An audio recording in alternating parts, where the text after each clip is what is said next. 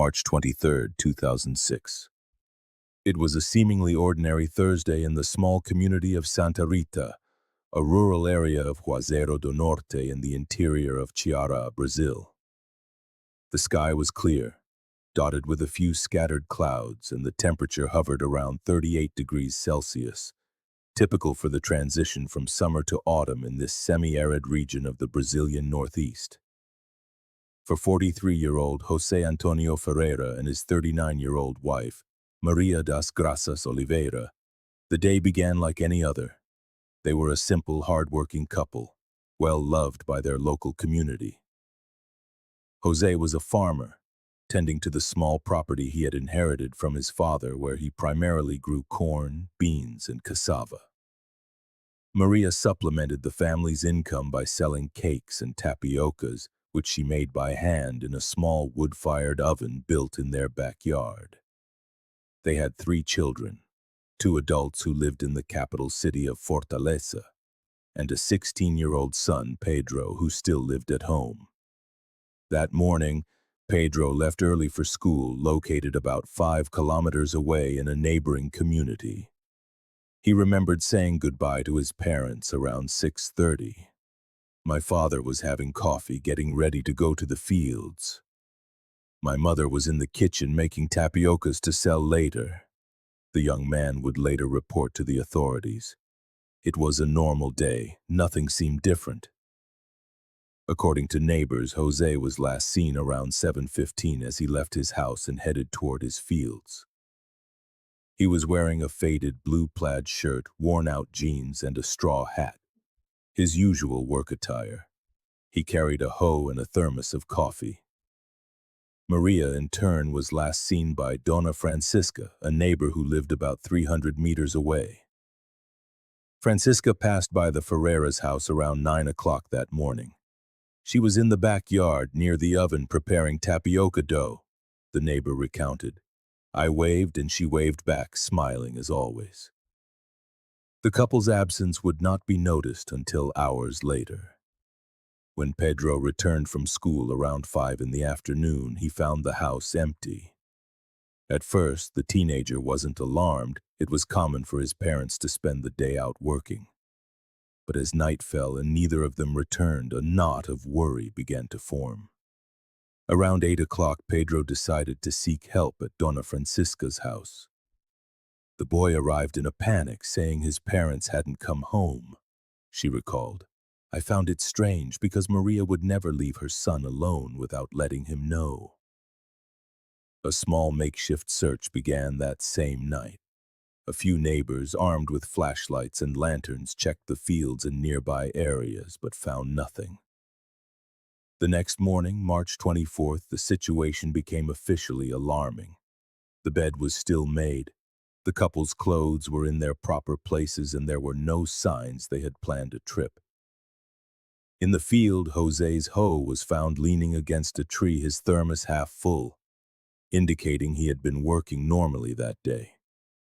In the house, the tapioca dough Maria had prepared was now dry on the table, and the wood-fired oven in the backyard contained fresh ashes, suggesting it had been used that morning. Pedro and the neighbors searched for a few more hours before finally calling the police in Juazeiro do Norte. The police report, filed at 2:37 p.m. on March 24, 2006, marked the official beginning of what would become one of the most intriguing and disturbing criminal cases in the history of Ceará. The first police team arrived at the Ferreira property around 4 that afternoon. Sergeant Clayton Mendez, who led the team, conducted an initial inspection of the house and grounds. There were no obvious signs of a struggle or violence. The house was tidy, the doors showed no signs of forced entry, and the few valuables they owned were untouched.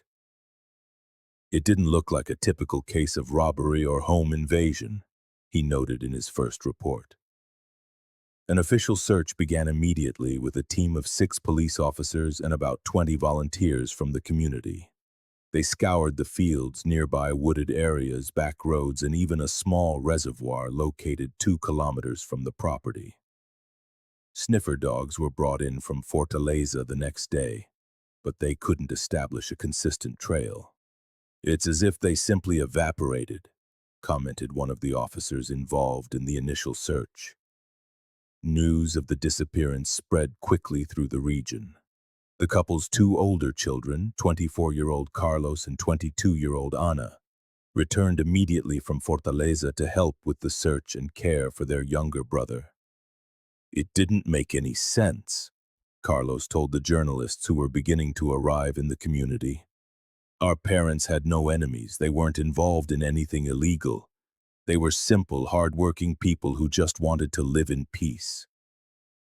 The first days after Jose and Maria's disappearance were marked by intense searching and growing bewilderment. The Juazeiro do Norte Homicide Division took over the case under the command of Delegate Rodrigo Vasconcelos, who assigned investigator Paulo Gomes as the lead.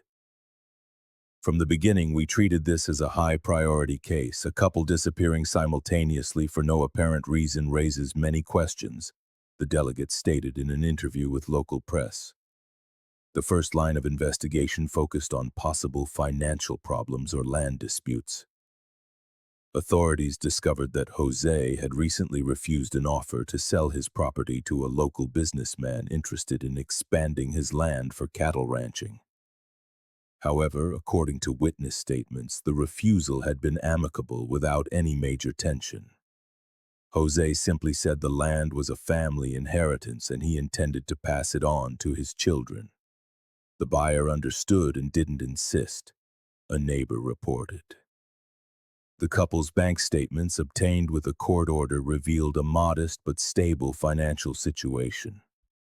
There were no significant debts, unpaid loans, or suspicious transactions. The few resources they had were untouched, weakening the theory of a planned escape. Another line of inquiry emerged when a neighbor mentioned that, about 2 weeks before the disappearance, an unknown vehicle had been seen parked near the Ferreira's property several times. "It was a dark car, maybe black or navy blue, I couldn't tell the make. It wasn't common to see different cars around here," stated Seu Raimundo, who lived about a kilometer from the couple's house. Despite their efforts, the police could not identify the vehicle or its owner. The statements of the 3 children were meticulously analyzed. All had solid alibis for the day of the disappearance. Carlos was at work at a construction supply store in Fortaleza, with several colleagues confirming his presence. Ana was at university attending classes and participating in a group project, and Pedro had been at school all day, a fact confirmed by teachers and classmates. Family relations, according to all testimonies, were harmonious. Approximately 2 weeks after the disappearance, the investigation faced its first major setback. The rains. A series of storms hit the region for 4 consecutive days, hampering the search and possibly washing away any evidence that might have existed in outdoor areas. "It was a stroke of bad luck. Nature did not cooperate with us," lamented investigator Paulo Gomes. In April 2006, about a month after the disappearance, a seemingly promising lead emerged. An anonymous caller contacted the police station claiming to have seen the couple boarding a bus to Sao Paulo at the Juazeiro do Norte bus terminal on the day they disappeared. Police checked all passenger lists from the bus companies, analyzed security camera footage, and interviewed employees, but found no evidence to corroborate the tip. It proved to be a false lead. In May, investigators discovered that Maria had a sister living in Brasilia with whom she had sporadic contact. The theory that the couple might have traveled there without notice was investigated but quickly dismissed. Maria's sister, Josefa Oliveira, came to Chiara to give her statement and assist in the search. "My sister would never abandon her children. Something very serious must have happened," she declared, visibly emotional. The case began to gain statewide attention. Articles in newspapers and television programs brought the mystery of the missing couple to the public, generating widespread sympathy. Posters with photos of Jose and Maria were distributed in bus stations, hospitals, and police stations throughout the Northeast. The media coverage led to some calls reporting possible sightings of the couple in different cities. But after thorough verification, all these leads proved to be unfounded. 6 months after the disappearance in September 2006, the investigation began to go cold. The weekly searches were reduced to monthly, then bi-monthly operations. The case remained open but without significant progress. We are not giving up, but we have to be realistic about the resources available, explained Delegate Vasconcelos at a press conference. For the family, however, the search never ceased. Carlos left his job in Fortaleza and returned to Juazeiro do Norte to manage the family property and care for his younger brother. Ana finished her degree but also returned to her hometown. Together, the Ferreira siblings created a small association dedicated to keeping their parents' memory alive and pressuring the authorities for answers. In 2007, the federal police became involved in the case at the family's request. Federal agents reviewed the collected evidence and conducted new interviews, but they too were unable to make significant headway. One hypothesis that gained traction during this period was that the couple might have been victims of a perfect crime, possibly executed by someone with knowledge of the family's routine and the region. When we talk about a perfect crime, we are not romanticizing the situation, but acknowledging that we are dealing with a case where the perpetrators were extremely careful not to leave a trace, explained Federal Agent Ricardo Magalhães, assigned to the case. However, experience shows us that over time, even the most meticulous criminals make mistakes, or someone eventually talks. In the following years, the case was periodically revisited by the police, especially when new investigative methods became available or when similar cases occurred in the region.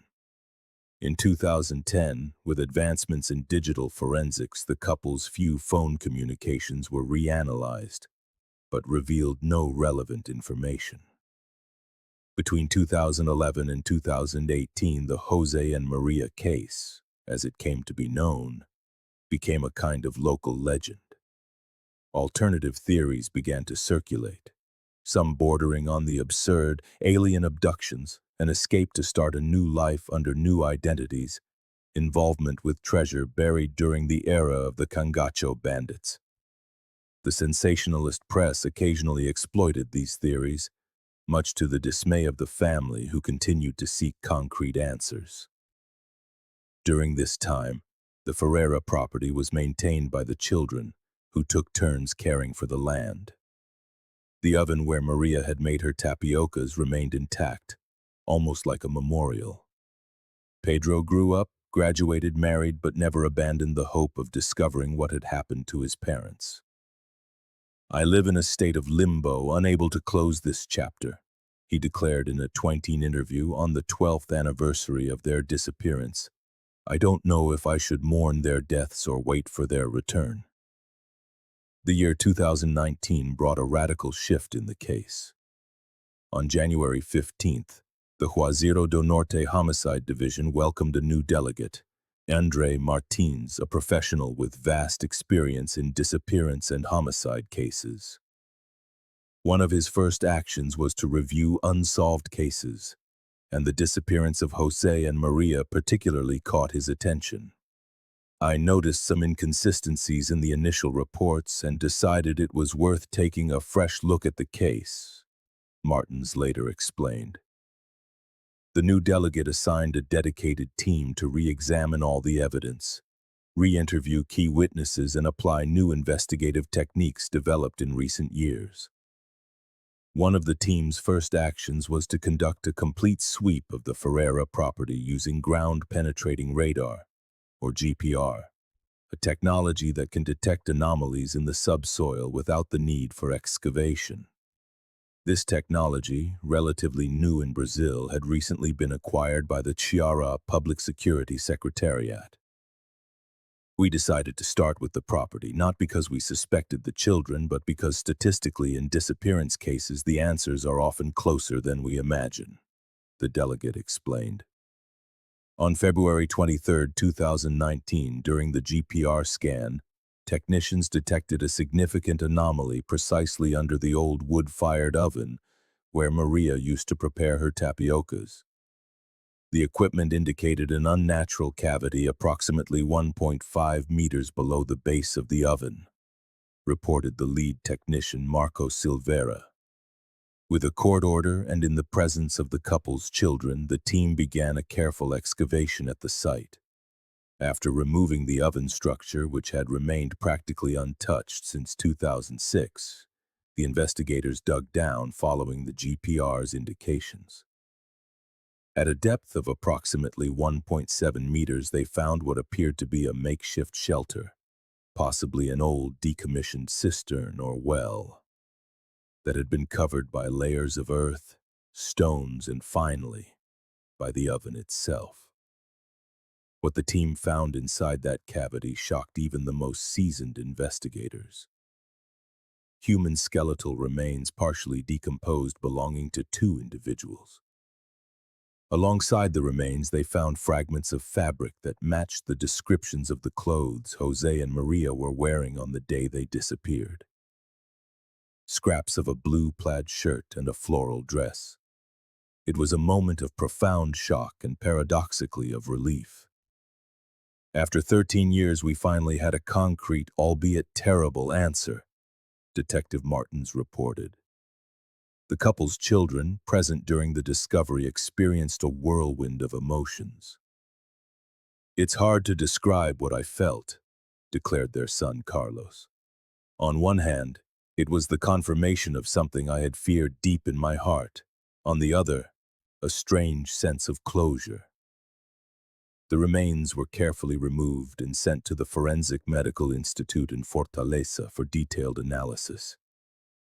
DNA tests confirmed they were, in fact, José Antônio Ferreira and Maria das Graças Oliveira. The forensic analysis revealed more. Both had skull fractures consistent with blunt force trauma, indicating a violent death. Even more surprising was the discovery that the cavity beneath the oven had been prepared in advance. It wasn't a hastily dug hole. There was evidence of meticulous work, with walls reinforced by bricks in some places.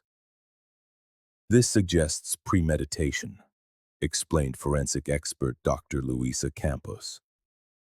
The investigation gained new momentum.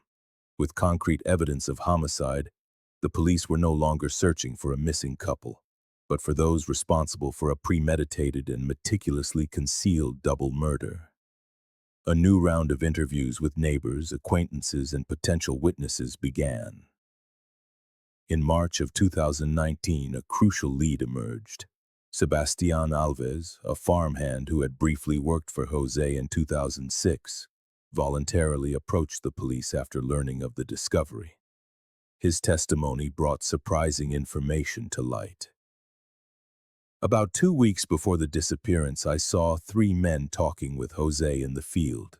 The conversation seemed tense. One of them was the landowner, Ernesto Cavalcante, who wanted to buy the land. I had never seen the other two before." Sebastián explained he hadn't mentioned this earlier because he feared for his safety, as Ernesto Cavalcante was an influential man in the region.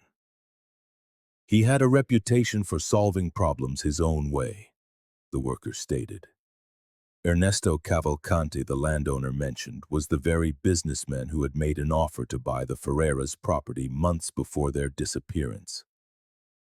At the time, police had interviewed him briefly, but his denial of any involvement, coupled with a lack of concrete evidence, had closed that line of inquiry.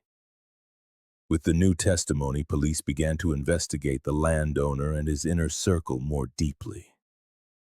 They discovered that in 2006, Cavalcante had been aggressively expanding his holdings, acquiring land from small farmers to implement an ambitious cattle ranching project. The Ferreira property, strategically located with access to a perennial stream, was particularly valuable to his plans. José's refusal to sell the land may have been the catalyst for something far more sinister than we initially imagined, theorized Detective Martins. The investigation into Ernesto Cavalcante moved swiftly. With court orders, the police began monitoring his communications and movements. In April 2019, investigators identified the two men who, according to the witness Sebastião, were with the landowner on the Ferreira property weeks before the disappearance. Claudio Mendez and Jorge Santos, Cavalcante's trusted employees. On April 27th, police carried out a coordinated operation arresting Claudio and Jorge simultaneously. Confronted separately with the evidence and the possibility of a long prison sentence, the two did not take long to break their silence, albeit with slightly different versions of events. According to Claudio, the original plan was only to pressure the couple into selling the land. Cavalcante was obsessed with that property. He said that without it, his irrigation project for the cattle wouldn't work. He sent us to scare them, that's all, he stated in his deposition. Jorge, however, claimed the landowner had been more explicit. He said he wanted that land at any cost, and if José didn't understand the easy way, he would understand the hard way. Their testimonies revealed that on the morning of March 23, 2006, Claudio and Jorge went to the Ferreira property, intending to intimidate the couple. They knew the teenage son would be at school and chose that specific time. Upon arriving, they found José working in the field and Maria in the yard near the oven. Things got out of control, Claudio admitted. According to him, José reacted to the threats, stating he would never sell the land.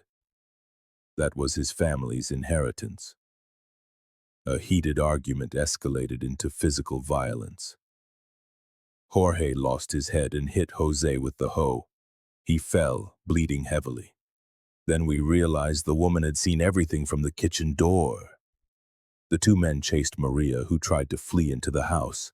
She was screaming that she would call the police, that she knew who we were, that we worked for Cavalcante, Jorge recounted. We had no choice. She would have identified us. Maria was silenced in the same way as her husband, with blows to the head. With two bodies on their hands and panic setting in, the men called Cavalcante for instructions. The landowner, according to both, ordered them to get rid of the bodies in a way they would never be found. He said he would come to help, but that we should start digging, Claudio declared. It was then that the old, disused cistern under the oven was remembered. Jorge, who knew the property well from having worked briefly for José years before, knew of the dry well. We decided it would be the perfect hiding place, he reported. Who would think to look under an oven that was used daily?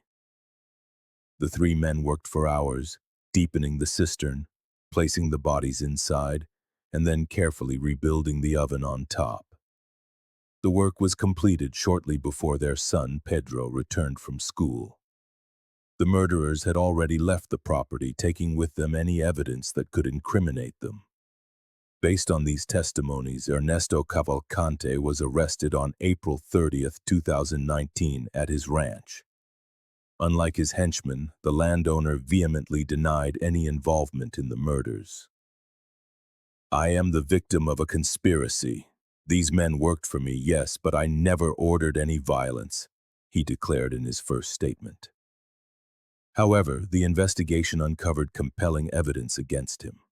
Phone records confirmed multiple calls between him and his two employees on the day of the disappearance.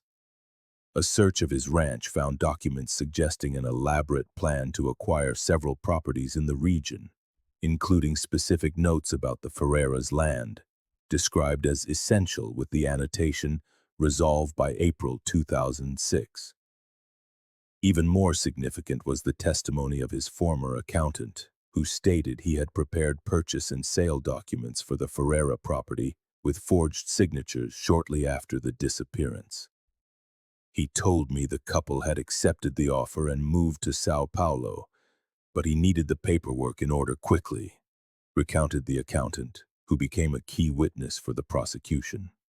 In September 2019, Ernesto Cavalcante, Claudio Mendez, and Jorge Santos were formally indicted for the crimes of qualified double homicide, concealment of a corpse, criminal conspiracy, and forgery. The trial, held in May 2020, became one of the most emblematic in the judicial history of Chiara. After 3 weeks of intense debate, the jury found all 3 defendants guilty on all counts. Cavalcante was sentenced to 42 years in prison, while Claudio and Jorge received sentences of 38 years each, with a slight reduction for their cooperation. For the Ferreira family, the outcome brought a mixture of justice and renewed pain. We can finally give our parents a dignified burial and move on, knowing that those responsible are paying for their crimes, their daughter Anna declared after the sentencing. But nothing will bring our parents back. Nothing will fill the void of these 13 years of uncertainty and suffering. The Ferreira property remains with the family. Carlos, the eldest son, decided to turn part of the land into a small nature reserve named the José and Maria Memorial. The old oven was preserved not as a reminder of the crime, but as a symbol of the persistence of truth. For 13 years, this oven kept a terrible secret, he explained. Now it represents our tireless search for answers and our refusal to give up. The Ferreira case became a landmark in Brazilian criminal history and a powerful example of how the truth, no matter how deeply buried, eventually finds its way to the surface. It inspired changes in investigative procedures for disappearances in Ceará, including the creation of a specialized unit and the acquisition of modern equipment like the geo-radar that was fundamental to solving this case. For the rural communities of Brazil's interior, where land disputes occasionally result in violence, the case served as a warning about the importance of community vigilance. If someone had spoken up about those men visiting the property before, maybe my parents would still be alive, their son Pedro reflected in a 2021 documentary. The story of José and Maria is a stark reminder that behind the statistics of Brazil's 80,000 annual missing persons are families waiting for answers and painful truths waiting to be discovered. The case's impact did not end with the convictions. In the years following the trial, it became a catalyst for significant change. In November 2020, the Ceará Legislative Assembly passed the José and Maria Law, which established protocols for missing persons cases, including the mandatory immediate start of searches. "It's a bittersweet victory," commented Carlos Ferreira. "We lost our parents, but their legacy will now help save other families from the anguish we lived through." The case's methodology became a study for long-term disappearance investigations across Brazil. "The Ferreira case taught us that no disappearance should be considered unsolvable," declared Detective Martins, who went on to coordinate a specialized department for cold cases. "Sometimes the answer is literally under our feet."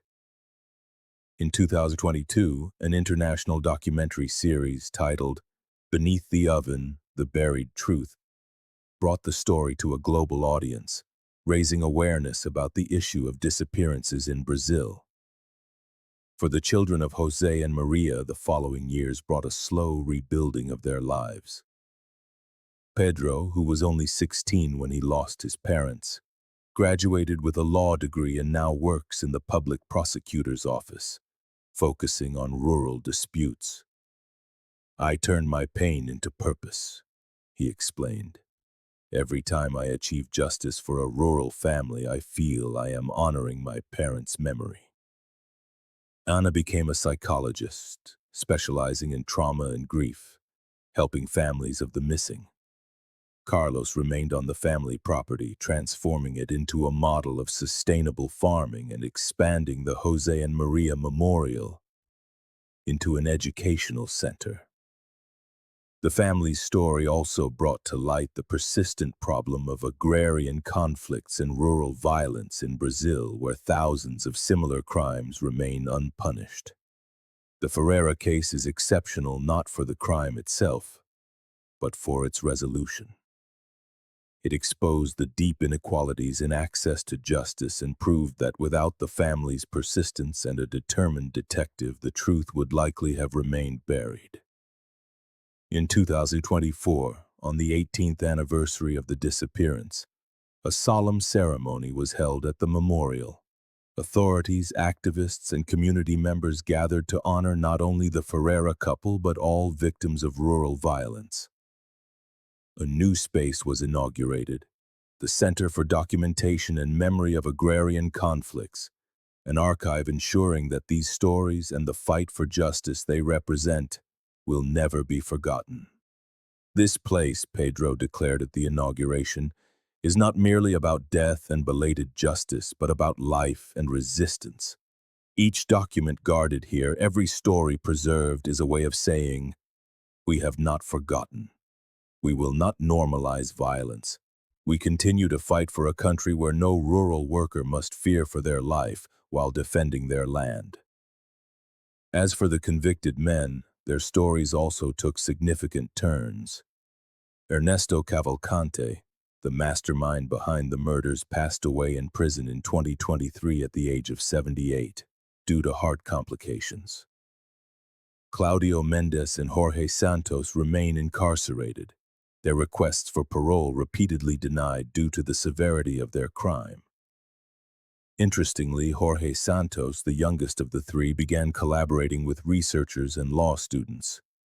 He shares his testimony about his role in the crime as a cautionary tale, a warning about the dangers of becoming entangled with powerful individuals willing to break the law.